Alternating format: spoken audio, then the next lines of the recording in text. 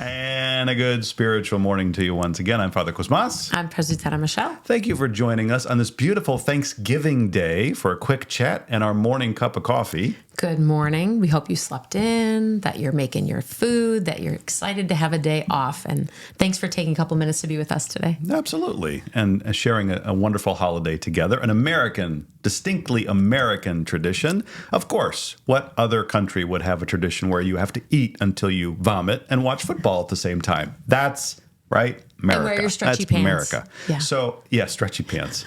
But today, so what are we talking about for Thanksgiving? As we're getting together and we're, as families, we're enjoying our food and our entertainment and spending time together to remember what, hopefully the holiday is about. I don't mean the historical, social context. I'm not going to touch that. We're not touching that. Yep. What is the Grinch song? Let's say 39 and a half foot pole, 39 and a half. I'm not touching that with a 39 and a half foot pole. But just to sort of say it can be a positive thing because it can be about a giving of thanks. Yeah, gratitude. Gratitude, Yep. counting blessings. And putting that in the context for us as Orthodox, a lot of times you'll hear people refer to a Eucharist, right? Oh, yeah. You ever heard that word? In certain not circles, you often. might hear it. Yeah, it's used by people here and there in the life of the church. Oh, the Eucharist, the Eucharist. What are they talking about? They're referring to the Divine Liturgy. They're referring to the main service that we celebrate on Sundays when we receive communion. Okay. And it's called the Eucharist. That's a transliteration of a Greek word, which means Eucharistia, right? And an Eucharistia is a giving of thanks. So literally, every time we go to church, we're having Thanksgiving. So We're our having- whole year should be full of Thanksgiving. all year long, yes. You should stuff yourselves all year long and watch football and parades. People still watch the parade? I like to turn it on. I don't watch it for very long, but there's something about hearing the Macy's Day Parade in the background Yeah. and smelling something cooking. It's a Right. good memory. I It's a good remember, memory. you wake up Thanksgiving morning. I used to remember waking up to the smell of turkey. I don't know why my mom would wake up 6 in the morning and start the turkey. It's She like, starts so early. are we eating at 11 o'clock? How big is the bird? How long are you taking to cook that thing?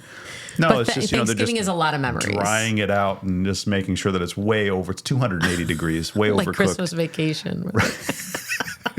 He cuts into it and explodes and smoke comes out. If you haven't noticed yet, we have a lot of movie references. We are a movie family. Come on, Yeah. Christmas Vacation, Yeah. We Chevy talk Chase, about that's a classic. You got to Yeah. think about that. And speaking of another movie, right, when I talk about gratitude or when we think about gratitude, I always think about White Christmas.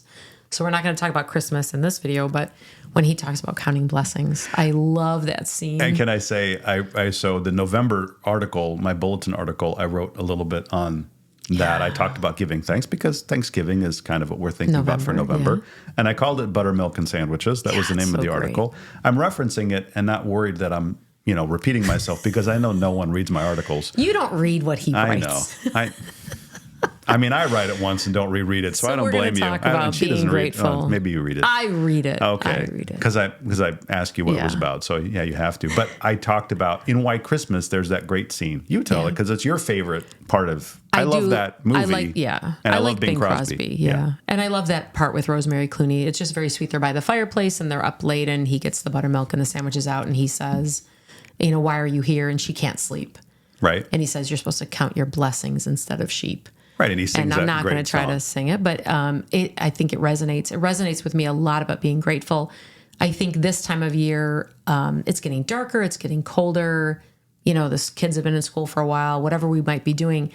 And I think it's really sweet because I think sometimes I have to remember to say, I get to do this today instead of I have to do that today. Right. There's a little change blessed. of, your mind can change. It warms up a little bit around Thanksgiving time to be more grateful because, man, we are very blessed. Absolutely. And I think to sort of have that as a general running theme, we Yeah. don't think about that too often.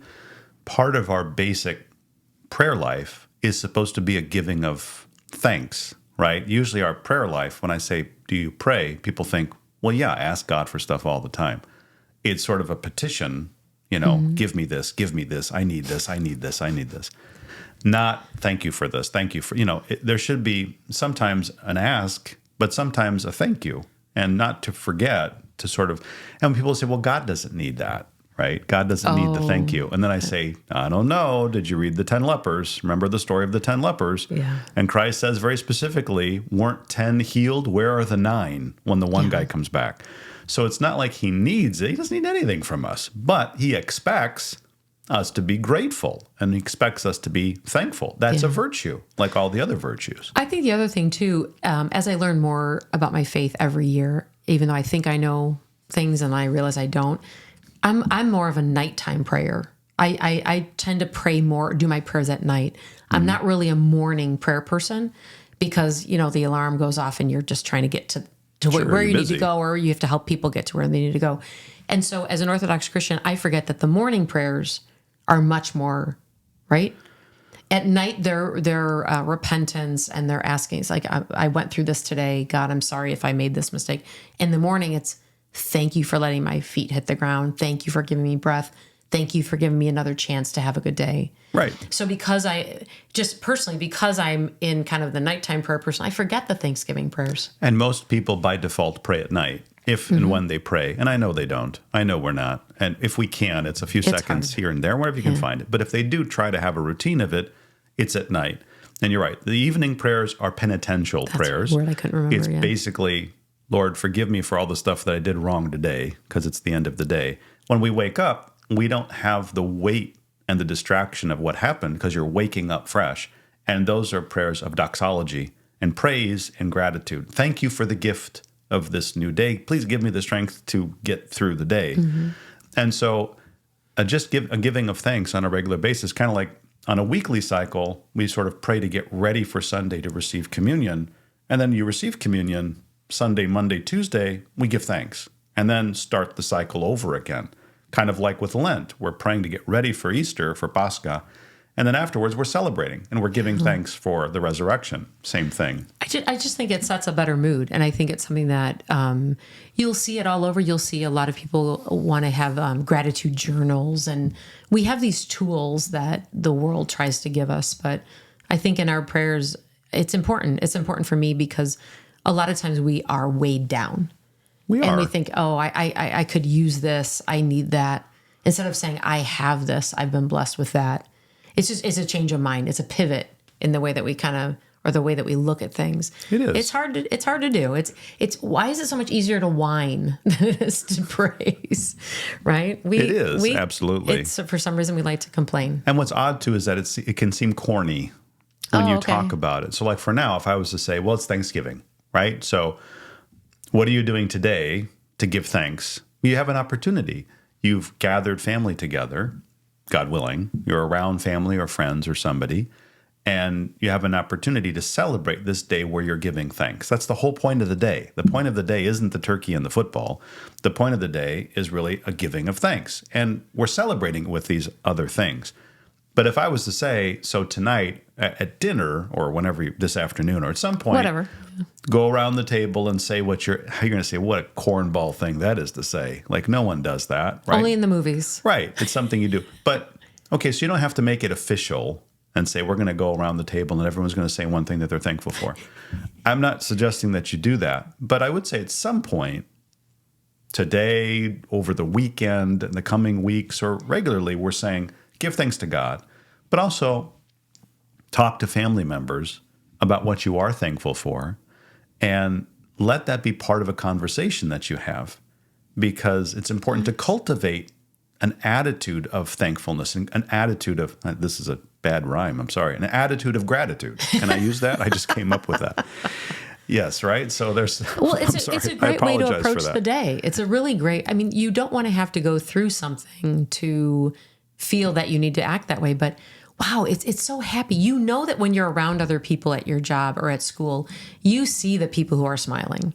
You want to sit next to the person who's in a good mood. Right? Not the guy that's miserable. Yeah. So we want to have, like you said, attitude of gratitude. That's really funny. And be thankful. Pivot to do that. Change your latitude and have an attitude of gratitude. Oh, that's terrible. I apologize. You're fired. That's a good dad joke. That's a dad joke. But that's what we want to do. And I think if you do go back to that White Christmas idea of the buttermilk and sandwiches, and he's saying, when you can't fall asleep, count your blessings instead of sheep. How often do we do that? There's people that can't sleep all the time. And I've said this before, when you wake up in the middle of the night, which I do all the time, when you wake up in the middle of the night, people get stressed and they don't know how to go back to sleep. They get up, they pace their house, they go look out the window, they watch TV, they do a hobby, they play on the computer. And I've been saying, pray, right? God's waking you up because he wants you to keep vigil a little bit.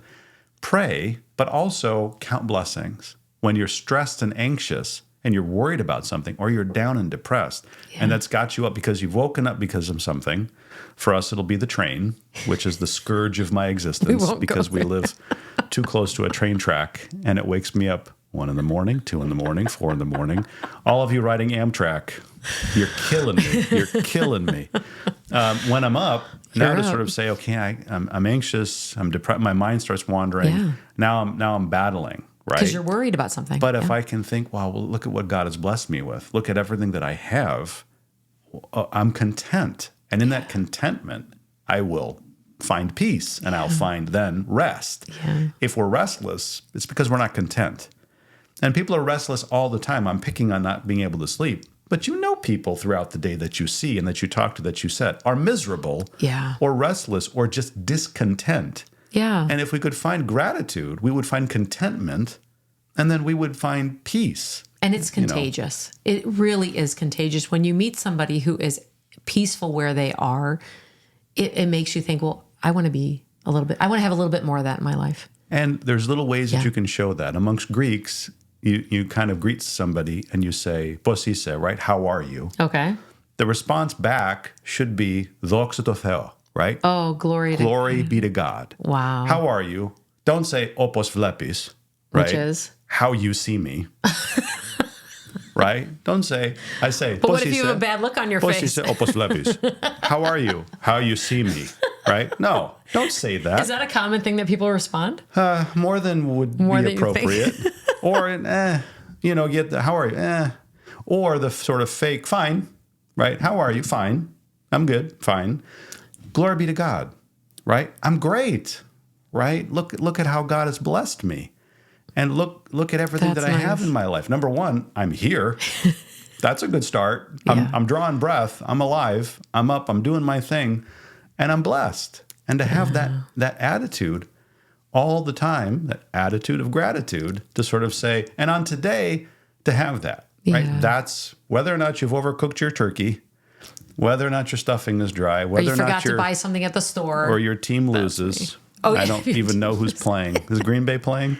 We'll look into it. Usually it's like Green Bay, Cowboys. I don't even know the schedule of games. Okay. But it's like, but look how blessed I am. It's a good day. Whatever you have, it's a good day to celebrate it, to be grateful today, to enjoy being with family and friends, to be contagious with that attitude, right? As you're now interacting with people, because family can be a little tricky to navigate.